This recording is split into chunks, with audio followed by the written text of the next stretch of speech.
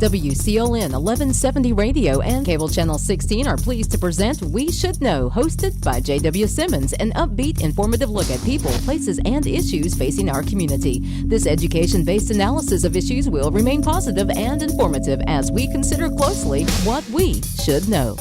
Ladies and gentlemen, welcome back. We Should Know's on there. I want to thank you for being with us. We're coming to you on Star Communications Channel 16, also WCLN Radio, and it's a summation of the Sampson Weekly newspaper. We're talking about the census today, big national movement. The folks that's leading that pack is Amber Cava. Amber, you're Vice President of Strategy and Business Development for Sampson Regional Medical Center. We've known each other for some time, way back during the days of the Chamber of Commerce as Executive Director. That's where we met. Absolutely, and thank you for being with us. We also have Richard Carr with us. Richard works for Sampson County government here, and he's also assisting this morning with the census project here in Sampson County. Richard, thank you for being with us today. Let's open a discussion today. One of the big things that kind of strikes me is the census is so critically important, but this thing started way back in 1790. It did, in 1790, J.W. That is when the census started under President Thomas Jefferson. He directed himself the first decennial census more than 200 years ago, and ever since then, it has been taken every 10 years. In 1840, we saw the need to establish what was then called the Census Office. And that was the beginning of the Census Bureau, and that's when an agency of the government took responsibility for the census.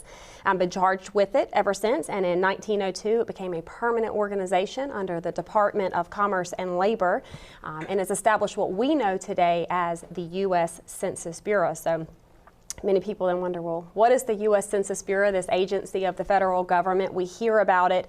Oftentimes, if you're doing some research, you are referencing demographic data and information from the U.S. Census Bureau, but it's the federal government's largest statistical agency, and essentially their job is responsible for curating the facts and figures about America, our people, our economy, the places and businesses of America. And this is done in many ways. I think many people most recognize it as the census that they take every 10 years. There are many other ways that the U.S. Census Bureau brings information to us for business decision making and helping local governments and nonprofits. But I think what we're going to talk about today and really emphasize is the decennial census, because that is the one that every American, citizen and non-citizen, has the responsibility for participating in. And so we want to talk about that today. First, I'd love for us to talk about it. It's, as you mentioned, it's a really big charge, and it's national. It's not just Sampson County. And so that is why our Complete Count Census Committee was formed. And I'd love for my partner here, Richard, to talk a little bit more about our effort. How did y'all get involved in this? Did somebody just come to you and say, hey, you know, we got an opening here, you wanted to jump in and lead the, well, what is an arduous job? That's how it happened for me. Yeah. I got a phone call from Richard, who provided the invitation to serve on this committee and provide a little more information about it. And I think it kicked off for him much sooner than that. In May of 2018, we were approached by the Census Bureau to talk about the whole idea of a complete count committee. In short, a complete count committee is, well, the history of it is, as she stated, early 1900s, a few people at the federal level were handling counting all of the people in the nation. Well, they quickly found out that that was a hard task, and so they passed the responsibility on to the state, and the state passed it on to counties. And so that's what a complete count committee, that's where the idea came from, establishing the complete count committee. In Sampson County, as I mentioned earlier, in May, we were approached by the Census Bureau to sort of establish a group that was familiar with the county, with the area, the people of the area, and to sort of help get the message out. The primary purpose of the complete count committee is, and this is what we say all the time, is we count once, count everyone once, in the right place, and count on one time. And so that's sort of what our main objective is, to make sure everyone is counted. Well, when we began to develop the complete count committee, we sat down with the county manager, the assistant county manager, Susan Holder, and we began to discuss who would be good persons to put on this committee. Who has the gravitas? Who are the community leaders that will listen to, that the citizens will listen to with the complete count and the census message? And so we pulled together a team of 27 persons, and we began asking if they would like to serve, as Ms. Cava just stated. And this group of 27 persons is composed of people from all sorts of backgrounds, ethnic backgrounds, professions, careers, demographics. And they have the gravitas and the leadership capabilities of influencing people from their community to come out and participate in the census once they receive the information. The key thing about it is every single municipality in Sampson County is represented. We want to make sure each municipality had a representation so that they got the exact same message that the next municipality had, and so that we were all on one accord in Sampson County. So that, in a nutshell, that is what the Complete Count Committee is. Our main objective, again, is to encourage participation in the census, and so that we can make sure we get an accurate count. Now, one thing I want to point out is that our Board of Commissioners have been on board since day one, not just verbally, but they have been supportive physically, and they have also been supportive financially to operate and to get the message out to the extent that we like.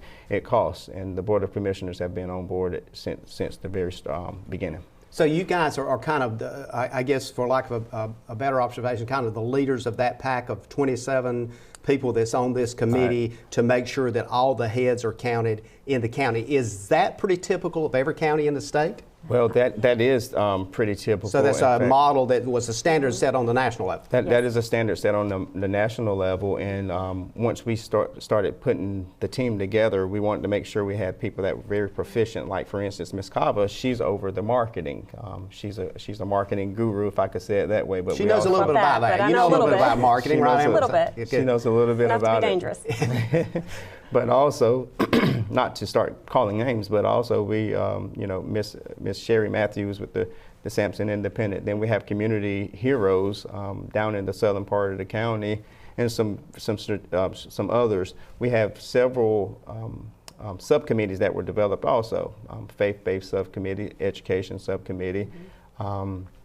Aging subcommittee, or our senior subcommittee. And so we're wanting to make sure that we don't leave any stones unturned, and that every single person is represented and accounted for once we start counting.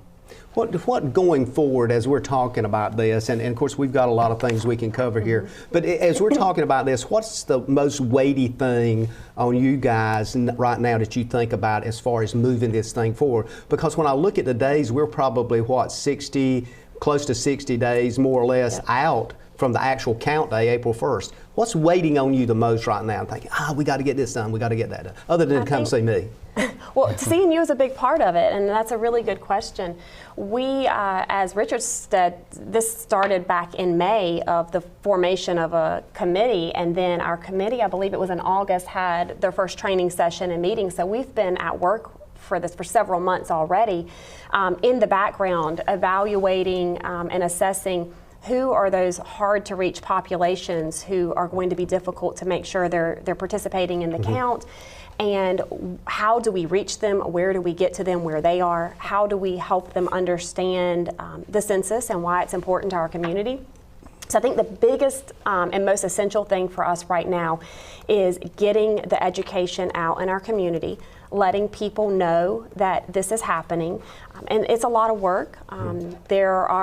We have a really diverse population here in Sampson County, and geographically, as everyone knows, we're very spread out. So I think in a nutshell, what weighs on us the most is how do we make sure Sampson counts? How do we make sure that rural America counts in the national decennial census? So, a couple quick facts on that.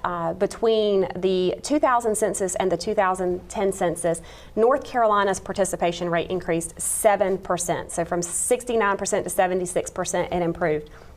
Sampson County's participation rate improved 11 points from 60 to 71, but still not at the state's level.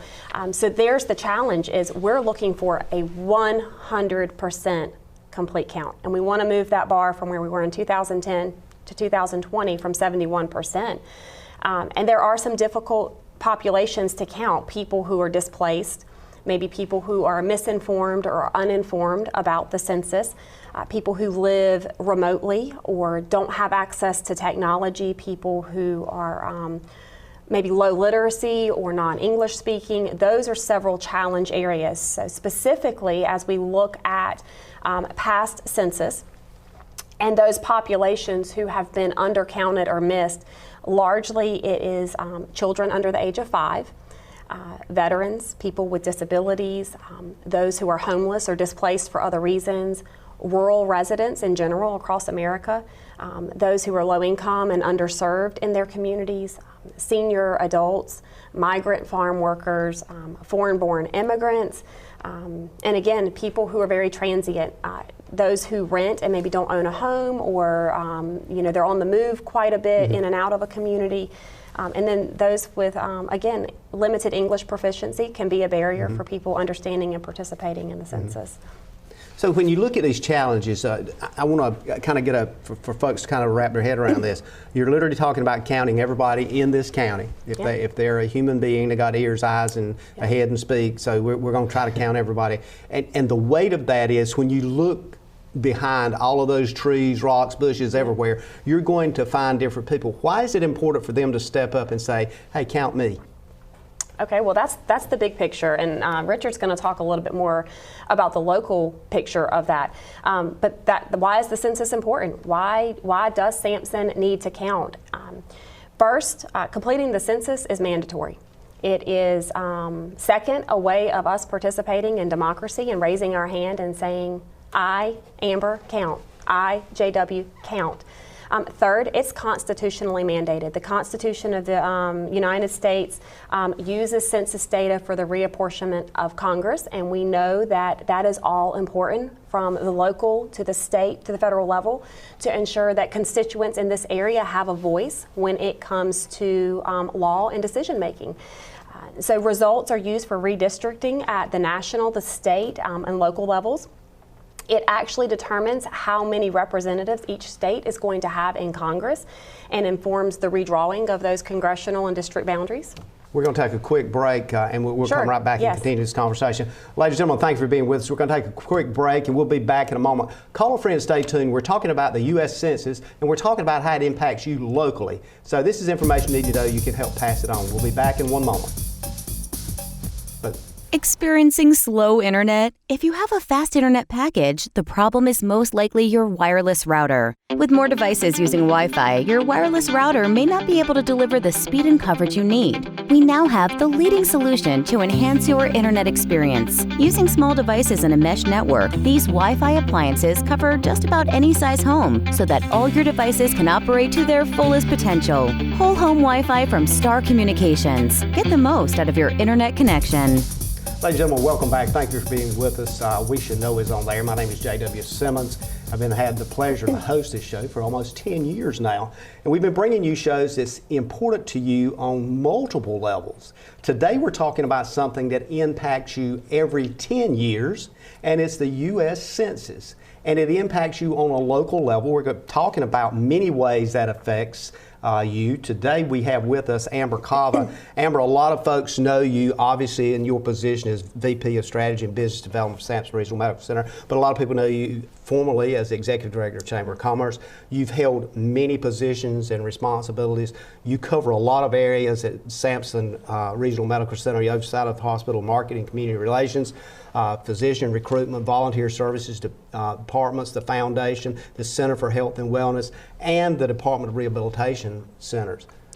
Looks like you could get a job and find something to do. My God, how do you do all that in one day? It is unbelievable. Thank you for taking time to be with us. Richard Carr, you are Deputy Clerk to the Board of Commissioners, Assistant Public Information Office. You're Assistant Public Information Officer, would that be correct? Yes, sir. I don't want to give you too much title because I was going to ladle you out a new position, I guess, a while ago, but you do a lot of stuff for the county and have for some years. Yes, sir. So you guys have actually accepted this role of leading the team here in Sampson County to count every head. When we went to break, Amber, you were talking about different kinds of populations. Yes. We know, and you mentioned farm workers. That's huge. So at some point in time after the announcement goes out, after people has the opportunity to respond, and they don't, and somebody says, Amber, you're leading this program, so I know where there's 500 people and there's nobody been out there and they've just overlooked them. How do you deal with that? Well, there will be many Either one ways of you. as the I'll just census toss it is at you. conducted, and we'd love to go more in detail about that a little bit later in another segment, but as we talk about the new initiatives for the census this year. But there is a very intentional effort to make sure information goes out to our residents, citizens and non-citizens, and informs them that the census is coming, and that's what we're working on right now. And then there will be a period of time that people will begin to receive their invitation to participate. And then for those who do not respond to that invitation, there'll be a number of reminders and then efforts beyond that of boots on the ground, people who are knocking on the doors and gathering that information. But if people in the community now know how they can have some influence on those difficult to count populations. We'll also share information at the end of the show today about how they can reach me or Richard, and we'd love to invite them to participate on some of our subcommittees and the initiatives that we're working on to make sure we find those people. Richard, this is not an attempt for, quote, government to get in anybody's business. This is an attempt for, from what I've read, for government to get factual information so government resources can be used to help people. Is that pretty much sum it up? Give us a reason that people need to be forthcoming with that information. Well, that is completely accurate. In fact, we'll talk about the whole concept or the whole idea of government getting into business a little bit later when we talk about security and the safety of providing information. But at the local area, the local picture, and at this level, the main idea we want to push out to the population is that this census, these counts affect them in their everyday lives. To a degree that it impacts the economy, economic development, it impacts the programs that we enjoy every single day. The accurate census data can help us with our businesses. It helps us with our nonprofit organizations and government agencies. It helps us to make better decisions on how we serve our community and our citizens. Grant opportunities for economic development. It helps us attract new businesses and new jobs. So it just impacts our everyday lives. It affects the tax base. It just impacts us at a local level so significantly that we want the citizens to understand that. It lays the groundwork for our infrastructure and impacts funding for things like maintaining local roads, bridges, and public transportation. So it really impacts us. As far as Sampson County local government, there are several agencies that are impacted by the federal funding that is determined based off of these numbers significantly. For instance, social services, the SNAP program, the food assistance programs, our transportation, Sampson area transportation, the numbers impact the federal funding that impacts that department. Our seniors and our aging department, those numbers impact that department. And so we really want the citizens to understand at a local level, every single person counts. And so that's the message that we're really pushing to our citizens. So, Amber, I guess as we move through this conversation, then we have to at some point in time look at it and say, well, what is next on this agenda once this mailer goes out and people get something in their box, and I guess the federal government's got pretty much everybody queued in with Social Security so they know where you're at, so they can mail you a form, and we've got copies of that form, and the questions are relatively simple. They're pretty straightforward. Right. But there's a kind of a trickle-down period of time that you were just talking about, that once they don't respond, hopefully everybody will, but that's panacea. So they don't respond. So at some point in time, they need to understand if you don't respond, somebody's going to knock on your door. The idea that struck me in reading some of this, if you don't respond, you're almost being assured that you're going to get a visitor. So if you don't want a visitor, respond. Well, that's a really good way to put it. It's pretty accurate. So if I can, I'll start from the top and just give people that timeline, what to expect. There will be some new things about the census this year that people recognize different from prior census periods.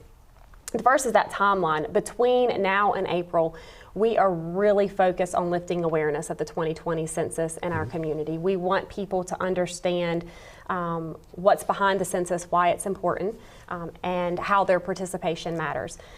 In the period about mid-March, people will begin to get a mailer to their home that will be delivered as their invitation to participate, or their request, I should say, because keeping in mind this is mandatory constitutionally, a request to participate in the census.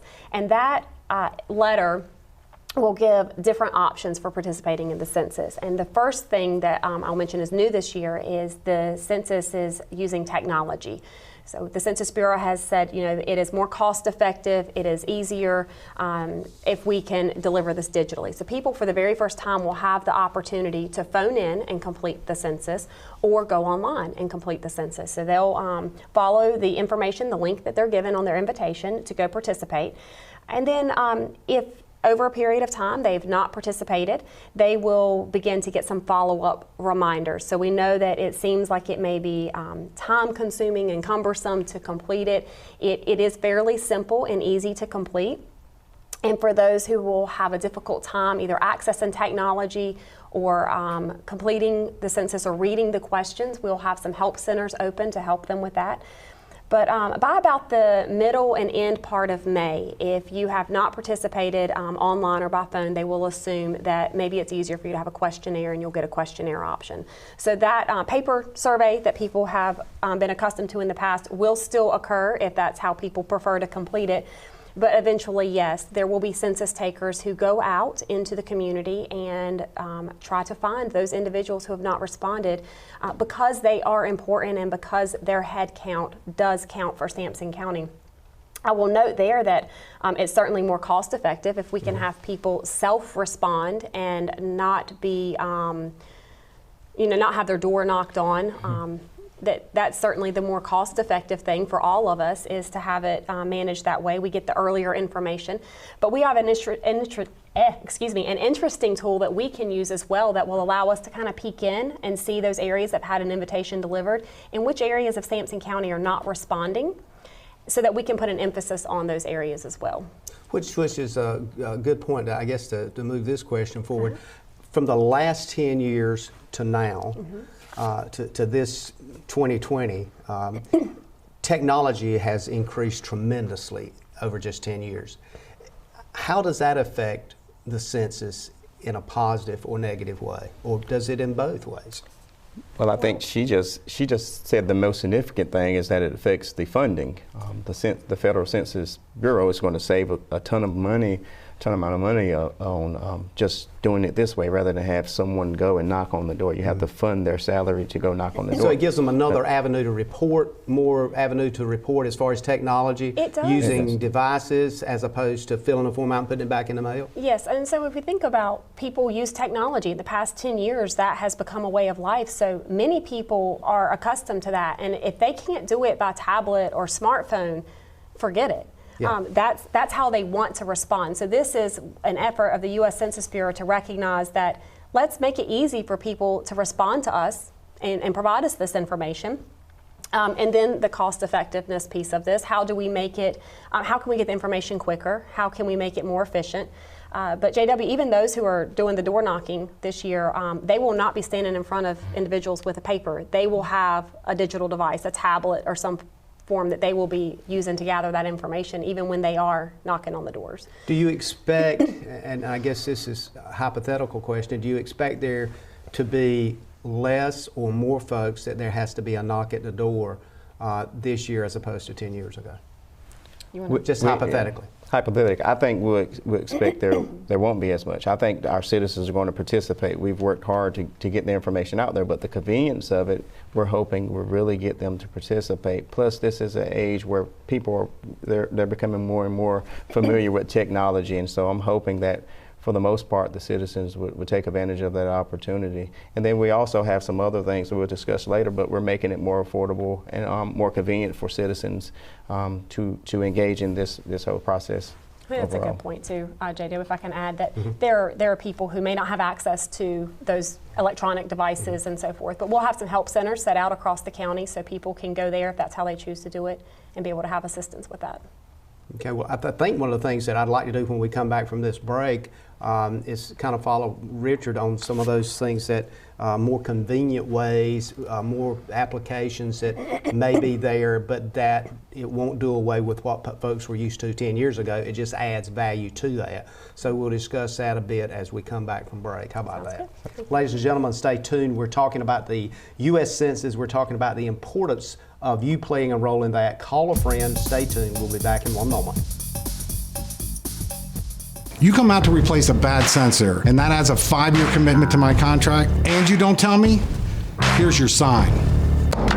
Switch to the sign that's keeping homes secure and customers happy all over the area. Security from Star Communications. We pride ourselves on fair pricing and quick, friendly service every time.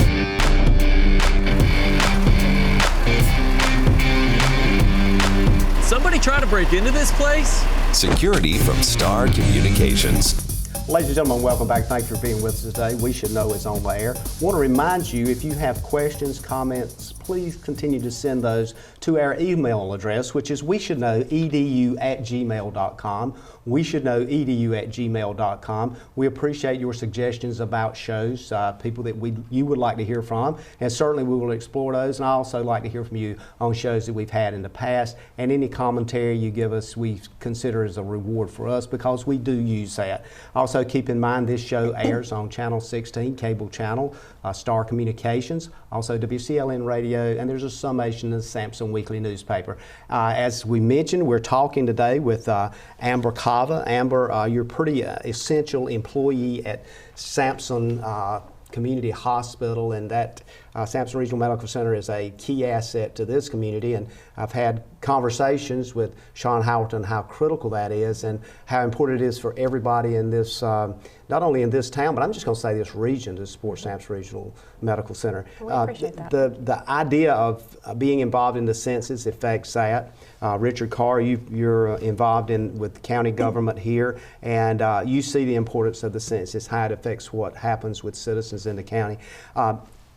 This idea of concern, sometimes, you know, we talked a little bit about access. People can fill the form out, send it in. People can use media to send it in.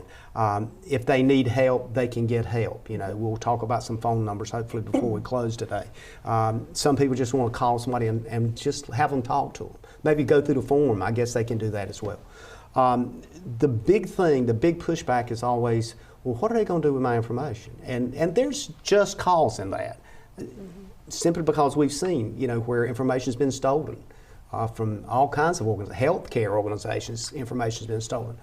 There's a high profile on security here. Richard, talk to us a bit about that. The government's put special IT efforts to make sure this information is secure, it's accurate, and that nobody's going to violate that. Well, I think you hit the nail on the head. One of the biggest obstacles we have to overcome is just to get people to trust the process. There's a lot of skepticism when it comes to information being shared through technology.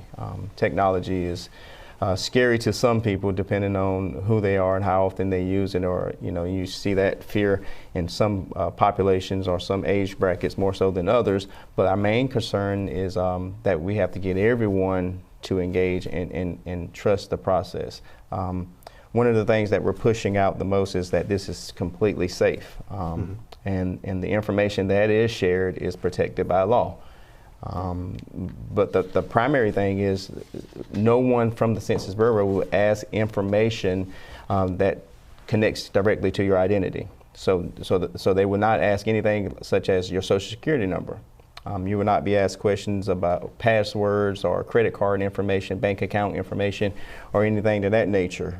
Everything is secure. You mentioned the network, the IT network that this information is stored on is secure. The information is encrypted, and so they're taking all the measures that need to be taken to make sure the information is safe.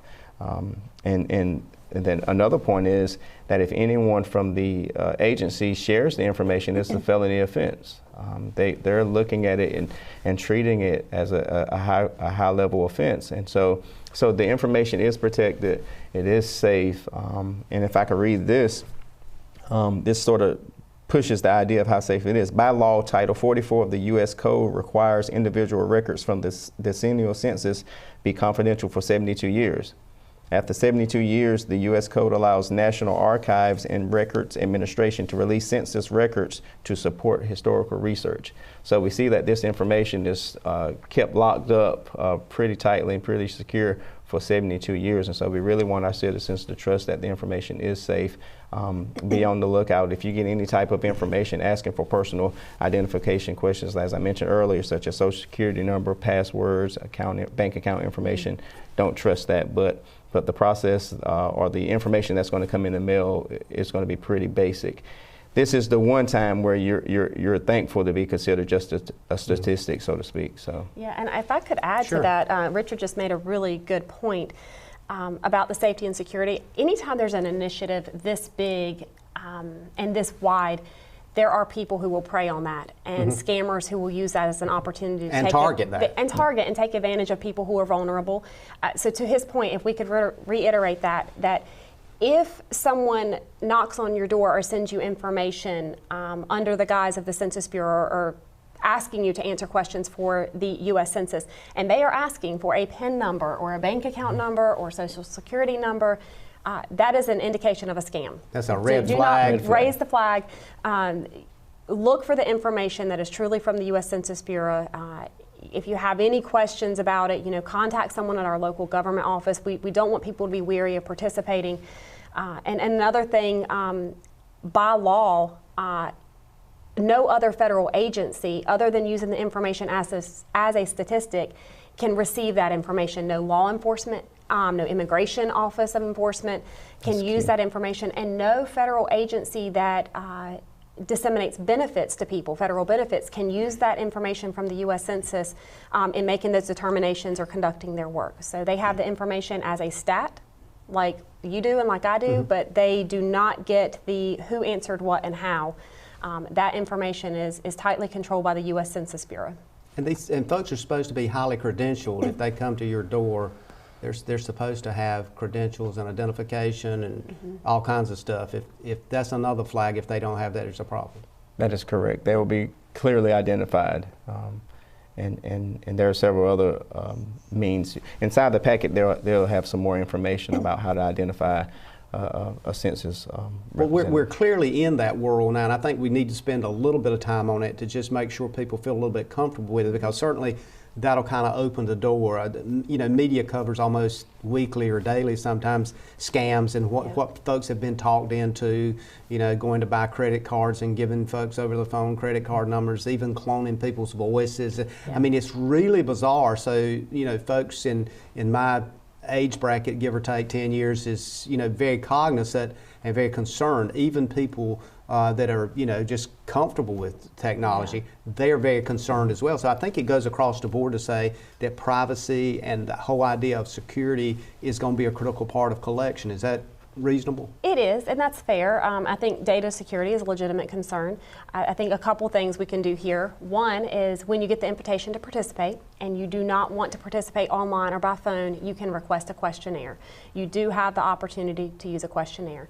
If you do not want to use your home device or personal device, we will have help centers throughout the county set up at public places like libraries, where there will be census helpers to help with that process. They cannot lead you in how to answer the questions, but they can help you understand the question and how to navigate it. So these will be real people that somebody can sit down in front of that they can look at a facility they feel safe at. Yes, and then the third is if you want to avoid that knocker at the door and that chance that you're going to have someone standing in front of you that you may or may not trust or you're going to be suspicious of, just help us out and go ahead when you get your invitation, complete it by phone, complete it online, or request that questionnaire.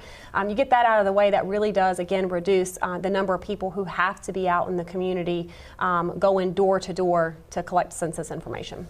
Richard, you talked a little bit a while ago, and I want to kind of reiterate a couple of things that you were talking about, is the importance of folks to understand how critical it is to get their information because of the funding idea, because of everything from school lunches to, you know, whether you get a road built. It really is heavily important for folks that live almost, I'm not going to say it's any more important, but critically important in rural areas, because we oftentimes get labeled as being, you know, out in the backwoods somewhere and there's nobody lives there. And it's critically important that folks know people live down these paths and down these dirt roads and like me in the woods and that kind of thing. There's people there. So this helps identify, look, folks are there, don't do certain things that may be considered. Don't consider putting a 4-lane highway because there's 9 cemeteries through here or something. Or do consider the infrastructure that's needed because there are people in those areas to be served. Or maybe they need more access. And that's exactly what I was getting ready to say. I think the other side of it is exactly like she said. A lot of the low counted populations in the past census are the areas in particular south of the south part of the county and the eastern part of the county showed low representation. And what we're telling the citizens is you want to make sure you're represented because depending on the count, that's where a lot of the funding and the resources and the opportunities very well may go. And so we want everyone to participate, in particular the areas that did not show a lot of participation in the past census. We talked earlier about the programs that some of our government agencies offer based off of the counts. I mentioned the school system, and you mentioned the school system. A lot of funding goes into the school system. If they don't have an accurate count, then there's a good chance that some of the finances won't be designated to that county, that part of the county. Also, parks and recreation is really key, and I think the Western District Park was built partially off of federal funding. And so the overall scope of it is you want to make sure your particular community is well represented, but as a whole, Sampson County wants to make sure that every single citizen is represented so that we can get some you're funding in a perfect position to talk about health care because without proper counting, and we look at Sampson Regional Medical Center and we look at the Medicaid population, it basically keeps the lights on there. Yeah, so Medicaid, a lot of the federal funding, as I understand it, is for the Part B Medicaid, but in healthcare in general. So for Sampson Regional, whether specifically or not, there are other places of healthcare in the community where we talk about improving access to care, and there are federally qualified centers for healthcare, and those places like Commonwealth Health and Goshen are federally funded, and determining where those funds need to go and how many of those facilities are needed in a community. Those are the kinds of things that I think as we go to break that I want folks to kind of think about, and hopefully they'll call somebody on this last segment and maybe we can hit some strategic points, repeat some things for folks. But as we go to break, we'll come back and pick it up there and talk about how critically important it is for each individual.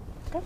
Ladies and gentlemen, we'll be back in a moment. Stay tuned. We're talking about the U.S. Census. This is kind of our last break. We're coming to get the most out of your electronic devices, you need a strong internet connection and a protected home Wi-Fi network. You need high-speed internet from Star. Star has the fastest, most affordable high-speed internet service available for all your devices. We have no long-term contracts or high-pressure sales. Our service speaks for itself, and switching is hassle-free. We take care of everything with free installation from a local company. High-speed internet from Star. Internet at the speed of life. Ladies and gentlemen, welcome back. We Should Know is on there. I want to thank you again for being with us today. We're coming up on our last segment. We're talking with Amber Cava. Amber works at Sampson Regional Medical Center, and she's, of course, the VP of Strategy and Business Development there at Sampson Regional Medical Center. And also Richard Carr with the Sampson County government. Both you guys are involved in a tremendous job responsibility, and this is in addition to your other duties in the jobs that you perform. Pretty labor intensive, gathering information, the U.S. Census every 10 years. I don't think you've already signed up for the next 10 years, but this 10 years is on you. So getting everybody counted, making sure everything is in gear. As we were talking on break, if folks need additional information, they can go to that website and give us that web address. I think, Richard, you said that. 2020census.gov. 2020census.gov. Amber, you said they're going to find a bunch of information. There is a lot of information, maybe an overwhelming amount of information, but a great search bar. You put in what you're looking for, any question you have about the census, any reservation, rumor mill question, just want to understand more about it. You'll find plenty of resources to help navigate and understand and prepare for the census. Let's talk about the community. People listening to this show or watching this show or reading this in the newspaper, and quite frankly, there's a lot of people that does that, and I'm always pleased when folks stop me and say, I read it in the weekly, or I saw it, or whatever, and they'll ask questions. But we're really going to talk about now how they can help when they get this form, and this is the survey that they'll be getting. This is a copy of it. The questions, when I look at them, are relatively simple questions. I mean, they're not complicated. It's not true, false, that kind of thing. It's stuff that you know who you are, you know how old you are, you know all those kinds of things. When I look at that, it's relatively simple, but the complexity of it, I think, is oftentimes folks will look at it and they'll see a government form and they see person 1, and then they go down in person 2, 3, and 4, and 5, and that just all of a sudden is going to be impactful.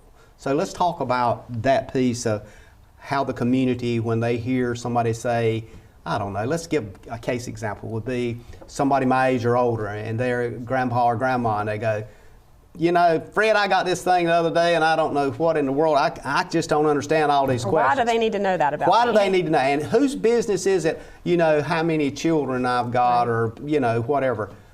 How can the community, just the person listening to the show, help make this an easier move for you guys to make sure everybody's counted? Sure. A few ways. I guess first we can address those questions, and I'll hand off to Richard, or I'll be glad to take. But we do want to specifically talk about not even when you get the census questionnaire, but before you get the census questionnaire, how you can help us. You did just hit on why am I asked these questions. I guess simply put, it helps us gather as a country demographic information, and you think about whether it's a child doing a school research paper, or businesses trying to figure out the next place they're going to build a facility, or where we're going to put roads and bridges. It's based on demographic information, and having very specific information about how many senior adults are in a place, how many senior adults are raising their grandchildren, how many families are they're single parents, or minority business owners. This information gives the demographics that we need in the stats that help drive those decisions and inform decisions for agencies that have funding to help people in unique situations. So it is not so that information can be tied back to someone specifically, but it's important to have a picture, if you will, of what our community looks like and what resources then can be deployed to the community when they become available, from the federal level to the local level for us. I guess would be the best way to explain that. That's perfect. Yep. Well, as we look at that, I mean, I'm looking at some of the questions and some of the responses and what the expectation is. To your point, if a person, is living in a house or an apartment or a mobile home or whatever they're living in, and then the other part of that is critical to understand how many people are living in that house, and do they call that home? Is it, Uncle Fred and he's visiting from Atlanta, Georgia, or Aunt Susie and she's coming in from Philly? I mean, that's another thing, but each one of these things have a category. We don't want to count people twice, I guess is what I'm getting to. Exactly. But we want to make sure we count people correctly. That is correct. At our initial training, the main message that our census rep, who was assisting us, that she pushed was this: we need to make sure the most important date is April 1st. You're going to be counted based off of where you're living April 1st. For those complex situations such as facilities where people are receiving assistance with health or something of that nature, the statement is where you sleep the most.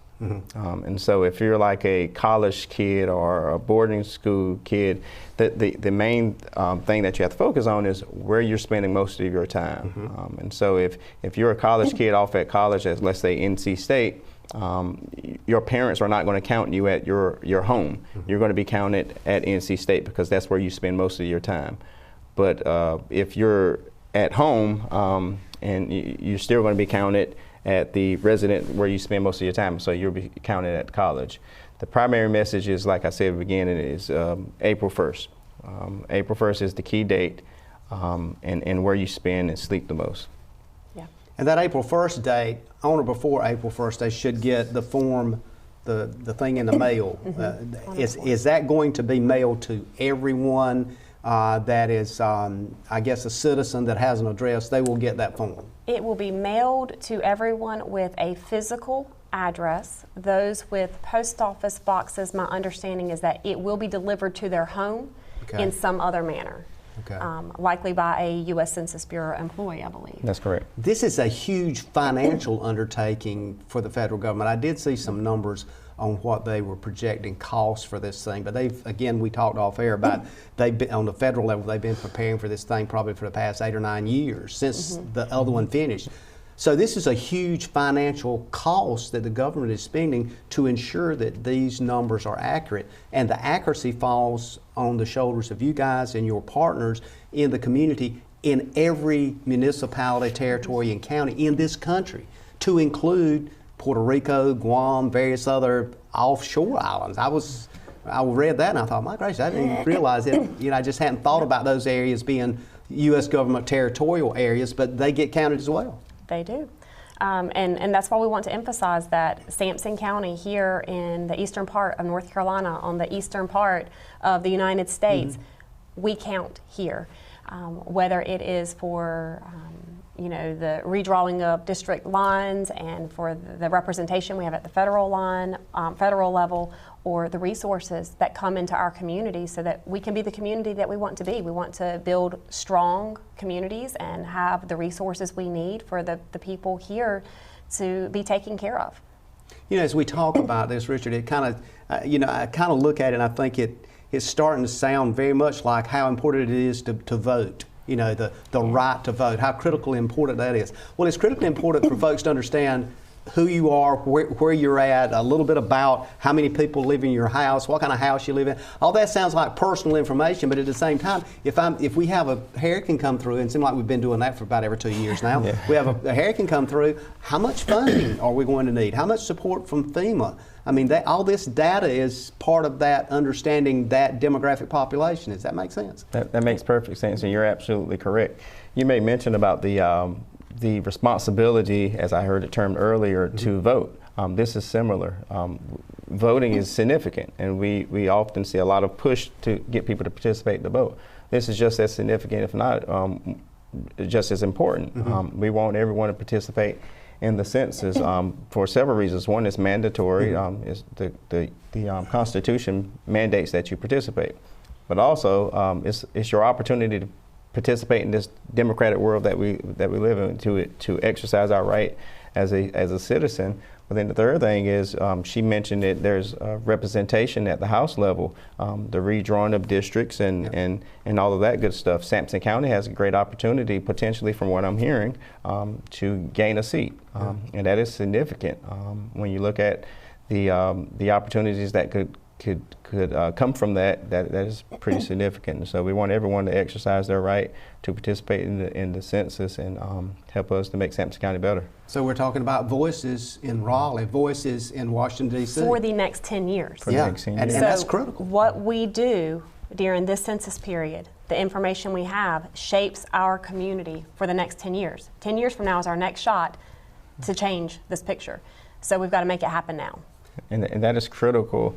When you look at what's going on in the farm industry, agriculture, in Sampson County in particular, gaining this extra amount of cash, if I can say it that way, the funding is going to be significant for the next 10 years, funding our programs and making a better environment for our family and kids. We're coming up kind of to close here. I want to give you about 30 seconds each, just a quick wrap about anything we might have missed. Amber? Sure. I would love to just say that we're looking for census partners in the community. If you are an individual, a business, a nonprofit, a civic club that can lend resources to help us encourage census participation, that could be, including information in your business communications, inviting us to come present in your civic group or at your church, displaying flyers and logos for us. We are glad to provide the information, but we are looking for census partners to help us educate the community in advance of the survey coming along in March. Perfect. And to follow up exactly what she said, one of the simplest ways to help us spread the message is social sharing. We have the county's Facebook page, the hospital's Facebook page. We have a social media plan that is in place. Feel free to go to those pages and share the messages that we're pushing and help us get the word out. And the important piece is what both of you guys have said is just fill the form out. Just do it and get it beyond you. Don't wait till the middle of April. Once you get it, just stop for a few minutes, cup of coffee, a glass of tea, sit down, fill the form out, put it back in the mailbox, hit send on your computer, call your grandchild that's age 12, they can fill it out for you and send it back. So I want to thank you both for taking your time to be here today. It's going to be critical information.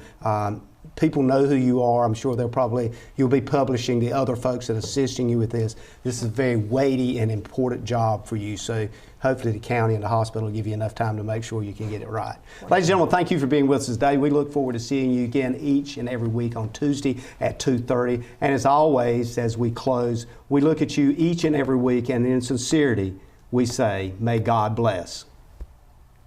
Thank you for tuning in to this week's episode of We Should Know with host J.W. Simmons. If you have a question, comment, or suggestion regarding this or any episode, please send your emails to weshouldknowedu@gmail.com. And remember to tune in every Tuesday at 2:30 for another informative episode of We Should Know.